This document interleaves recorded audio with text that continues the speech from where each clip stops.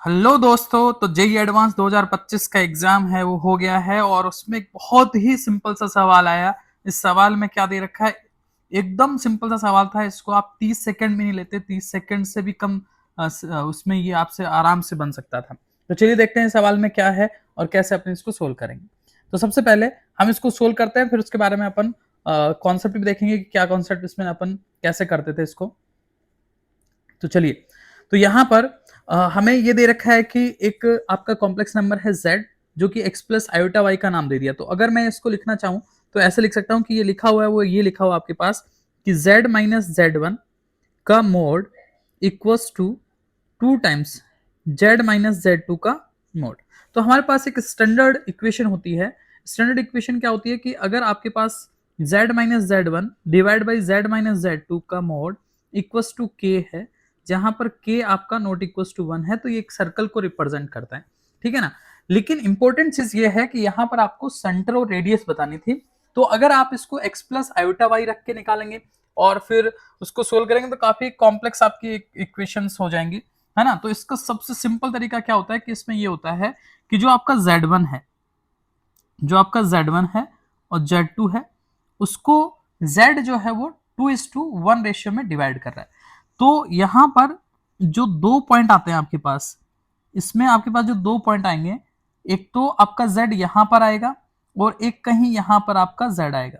ठीक है ना। वो किसी भी साइड हो सकता है इन दोनों में, वो अपन नहीं देख रहे हैं। अपन बस ये देख रहे हैं कि z कैसे आपका मूव करेगा। यानी ये एक बार तो आपका ये रेशियो 2:1 रहेगा, दूसरी बार आपका ये वाला रेशियो जो है वो 2 और ये वाला रेशियो आपका क्या हो जाएगा, 1 हो जाएगा। ठीक है ना। तो अगर मान लो कि मेरे को ये वाला पॉइंट निकालना है, तो ये दोनों जो पॉइंट होंगे वो डायमेट्रिक एंड पॉइंट होते हैं सर्कल के। तो अगर मेरे को ये वाला पॉइंट निकालना है तो ये पॉइंट कैसे निकालेंगे अपन, 2:1 रेशियो में डिवाइड कर रहा है। तो z1 क्या है आपके पास, तो z1 है मेरे पास 1,2। तो इसको पॉइंट फॉर्म में अपन 1,2 लिख सकते हैं। और ये हो गया आपका 0,3।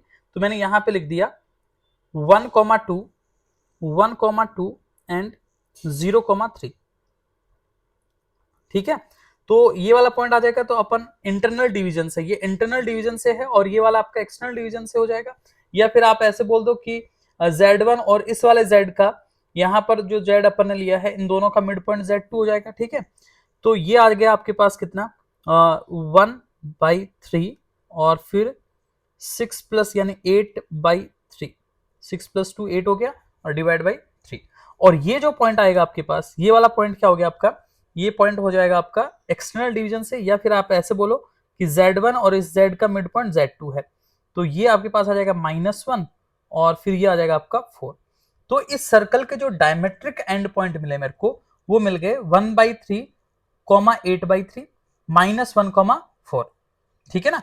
तो अब सेंटर अगर आपको निकालना है तो सेंटर क्या आ जाएगा, मिड पॉइंट, है ना। डायमेट्रिक एंड पॉइंट है तो इनका मिड पॉइंट सेंटर हो जाएगा। तो -1 + 1/3 डिवाइड बाई 2 और फिर 4 + 8/3 डिवाइड बाई 2। ठीक है। तो ये कितना आ गया आपके पास, ये आ जाएगा आपके पास, देखो ये बन गया आपका -2/3 डिवाइड बाई 2, तो -1/3 और साथ में फिर ये हो गया आपका 20/6, तो ये हो जाएगा आपका 10/3। तो एक ऑप्शन तो आपका कौन सा करेक्ट हो गया, ए ऑप्शन करेक्ट हो गया। फिर रेडियस की बात है, तो इन दोनों पॉइंट के बीच की जो डिस्टेंस है, इस वाले पॉइंट की और इस वाले पॉइंट के बीच की जो डिस्टेंस है वो डायमीटर, और उसका हाफ कर देंगे तो अपने पास क्या आ जाएगा, रेडियस आ जाएगा। तो ये डिस्टेंस अपन निकाल लेते हैं। तो डिस्टेंस क्या आएगी आपके पास, 1 + 1/3 का होल स्क्वायर। ठीक है।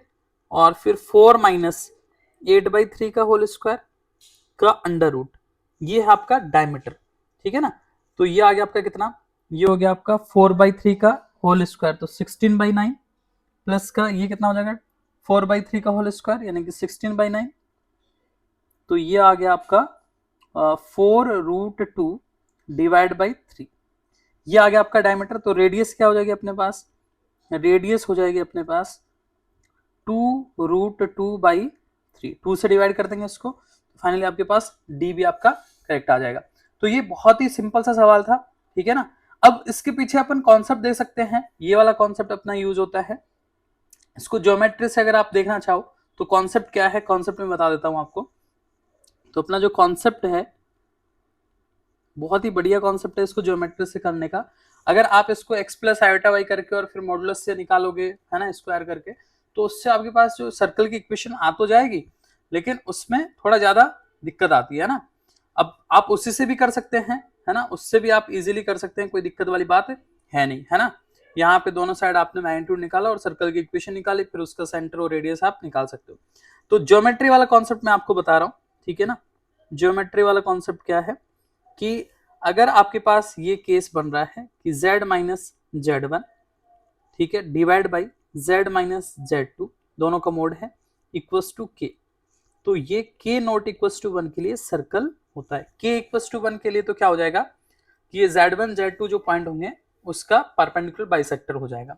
तो k नॉट इक्वल्स टू 1 के लिए क्या होगा, देखो यहां पर ये कहना चाह रहा है कि मान लो कि ये आपका Z1 है, ठीक है, ये पॉइंट आपका Z2, ये तो फिक्स है, और Z वेरी कर रहा है, लोकस तो Z का ही आएगा ना, जो वेरी करता है उसका लोकस आता है। तो Z आपका मान लो यहां पर कहीं पर है, तो ये कहना चाह रहा है कि ये वाली जो डिस्टेंस है आपके पास, है ना, ये है आपकी k, और ये वाली डिस्टेंस आपकी क्या है 1, k:1 रेशियो में ये डिस्टेंस है। तो अगर मान लो ऐसा हो कि ये पॉइंट यहां पर आया, है ना, अगर ये पॉइंट यहां पर आया तो z अगर ये यहां पे पहुंच के आएगा तो ये वाली डिस्टेंस भी आपकी k:1 हो जाएगी, है ना। और ये प्रॉपर्टी एंगल बाइसेक्टर की होती है कि भाई अगर आपका ये एंगल बाइसेक्टर होता तो एंगल बाइसेक्टर जिस रेशियो में सामने वाली साइड को डिवाइड करेगा वो रेशियो क्या होगा, इन साइड्स का रेशियो ही तो होता है ना। तो इसका मतलब ये वाला आपका क्या हो गया, एंगल बाइसेक्टर हो गया। दूसरा ये तो हो गया इंटरनल एंगल बाइसेक्टर, दूसरा एक्सटर्नल एंगल बाइसेक्टर हो जाएगा आपके पास, है ना। एक्सटर्नल एंगल बाइसेक्टर वो भी आपका k:1 रेशियो में होगा, तो z यहां भी जाएगा, z यहां भी जाएगा और z यहां भी है। तो इंटरनल एंगल बाइसेक्टर और एक्सटर्नल एंगल बाइसेक्टर के बीच का जो एंगल है वो होता है 90 डिग्री। तो अगर z इस टाइप से चल रहा है कि यहाँ एंगल आपका 90 डिग्री बन रहा है, तो ये तभी बन सकता है जब ये सर्कल पे, ये सर्कल आपका कैसे, इस टाइप से ये आपका सर्कल बन जाएगा, ठीक है। इस टाइप से आपका सर्कल बन गया, तो ये दोनों पॉइंट्स आपके डायमीटर के एंड पॉइंट हो गए। तो ये दोनों पॉइंट अपन कैसे निकालेंगे, Z1 Z2 को एक तो इंटरनली बाइसेक्ट कर रहा है, इंटरनली बाइसेक्ट नहीं कर रहा है, Z1 Z2 को k:1 रेशियो में कर रहा है, और दूसरा आपका k:1 रेशियो में एक्सटर्नल डिवाइड कर रहा है। तो इस हिसाब से ये अपना कॉन्सेप्ट लगा के अपन इसको फाइंड कर सकते हैं, ठीक है। तो अगर आपको ये अच्छा लगा हो तो आप कृपया करके अपना चैनल सब्सक्राइब कर लें, बैक बेंचर्स IITian, ठीक है। ऐसे और वीडियोस के लिए आप उसको सब्सक्राइब करके रखें, लाइक करते रहें।